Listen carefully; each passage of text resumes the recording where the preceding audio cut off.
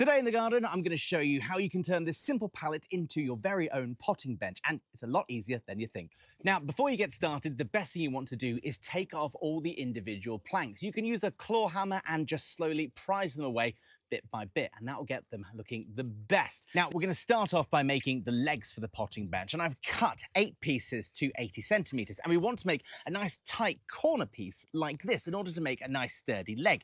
What you want to do with any type of pallet wood is drill a 3mm hole right in, known as a pilot hole, to stop the wood from splitting when you connect it. And then all you want to do is butt this next to each other like this and screw in. Now, because these were 1m20 and I've cut these at 80 centimeters, I have these 40 centimeter spares, which will make perfect little supports that will sit in the middle. And I'm going to place 2 in, one to make the top and one to eventually support a shelf underneath. What I like to do when I have a shelf is leave a little gap here right at the top, so there's a little bit of breathing space underneath just in case there's any moisture. And to get it absolutely level each time, simply put one at the bottom as your spacer piece and then pop that directly on top. It means if you do that on every single one, this will all be the same height. It's time to do the front and back supports, and it's the exact same procedure as what we've just done, but this time I'm going a little bit longer. I'm going the full length of the board, and you want to make sure it sits over this lip perfectly flush, so it gives you a nice front finish. You can see this is pretty sturdy now. So to make the top, it's even easier. You've got this at the full length, so you've just got to stick the panels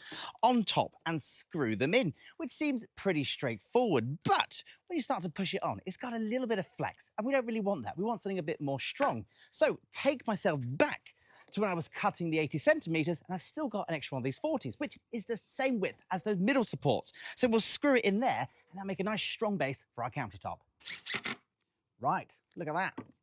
That's a lot stronger. Right, the planks are on and we've made our countertop. So let's have a look at the bottom.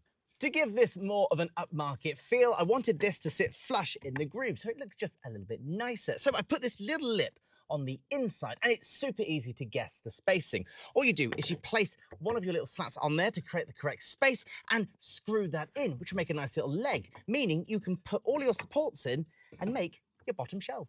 In less than no time, the potting bench is complete. But if you want a back panel, that's even easier too, because all you really need is 3 little strips of wood like this and the full length. And all you've got to do is leave a lip at the bottom about 4 inches and simply screw it in the back. In less than an hour, I've been able to make this pallet bench using a total of 3 pallets. And the cool thing about it is it cost me absolutely nothing. All of this material was completely free. It's incredibly sturdy based on how we made it, and as you can see, has a lot of storage space too. So I highly encourage you to give it a go yourself and let me know how you get on.